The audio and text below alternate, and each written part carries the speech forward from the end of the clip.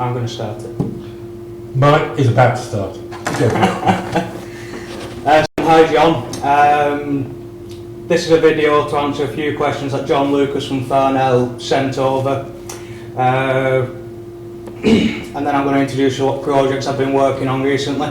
Now John, I couldn't get you here to video it, but I've got a new semi-TV studio. I've got John Adams here, who made the TV studio and is going to ask the questions that you sent. So here you go, John. I see, so I'm going to ask these questions here. Yeah, just Okay. a couple of... Right, well, let's go straight to it. Who is your professional hero or your biggest inspiration? Sagan's right at the top. You know who Carl Sagan is? Did he not, was he not some sort of pseudo-scientist, or is... No, he was, did a lot of work with space and theory. Wrote a lot of books that inspired me when I was younger to read more. And he really has a way with words. Well, I'll have to look him up. Oh yeah. Okay, so that's an inspiration. Oh, well, good. So Good thing, Carl. Well done, Carl. Carl's dead. Unfortunately, the next one is Kimball Musk, because he's doing a lot of work with young kids in schools to get them interested in agriculture. Kimball Musk. So where does Kimball Musk hail from? South Africa. I see, okay. And then there's his brother Elon Musk, because I really don't need to say why Elon's inspiration, because he's changing lots of industries. Okay. And how would you spell Elon? Just in case somebody wants to Google that. They don't need to spell Elon. Musk. Even if you spell it wrong, M-U-S-K? Google tells you. Pardon? Even if you spell it wrong, Google tells you. Okay. That's good. Okay. Great. Well, thanks. Right. We have name a book, a paper, or a blog that you think everybody in your field should read. I don't think you should read too much into detail straight away in your field, because if you're an engineer in your field for a few years, you already know a hell of a lot about your field. You're going to learn more if you look at other people's fields to see what work they're doing and what solutions they've got for their problems. So TED Talks are a great platform for that, because everyone talks about cutting edge research on TED Talks. It's changing the medical industry, space industry. And you'll get the biggest advantage, I think, if you can take something which is working well in another industry and apply it to yours. So in the text, there's 3 videos. There's a TED Talk on machine learning, image processing, and time management, and all 3 of those are applicable to no matter what industry you work in. You're going to find one of them videos interesting. Okay, that's great. Or have applications to your work.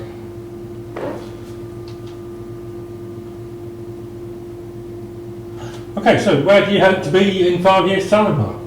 Sounds like a job interview. Yeah, it does. I want to make really cheap and really affordable automation modules for poorer farmers in the world. So all the tasks like the watering of the fields, people can do a pretty good job of it, but a little computer can manage that water resource better than any human ever could. It'll be there all day to make sure that say water level in the soil is ideal for carrots if that's what you're growing. But it's not just soil, it can be applied to any agricultural resource, so energy, water, nutrition. Okay, that's great. Aside from your own, what projects or innovations in the engineering space are you most excited about right now? Machine learning, it's going to change so many industries that we can't even start to comprehend how. But I'm very interested in this trip to space that we keep discussing, to Mars, because you've got the problem of getting off the planet, getting yourself to Mars, living on Mars in a makeshift camp because there's no atmosphere.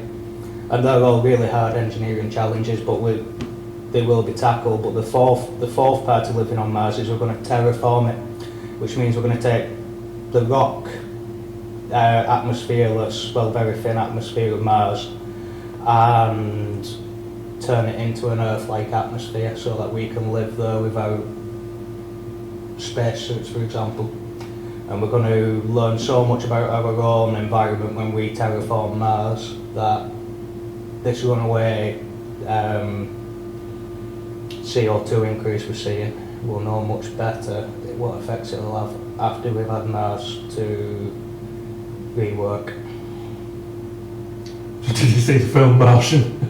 Yeah, that one with Matt Damon where we're growing potatoes on Mars. That's it, yeah. Yeah. So is that going to be you? Maybe. Okay, so if you can complete the following phrase. If I wasn't an engineer, I'd be Farmer. a farmer. Yeah, but the good thing about being an engineer is it's not just you're an engineer, you can apply that to anything you want. Okay. I mean, if you want to, you can apply your skills to any industry. Any industry you find interesting. I think that's all the questions. Thank you very much. So I'm going to show you some of the work that I've been working on now. And this place, which is a fab lab, and I really recommend coming and viewing one. Thank you, John.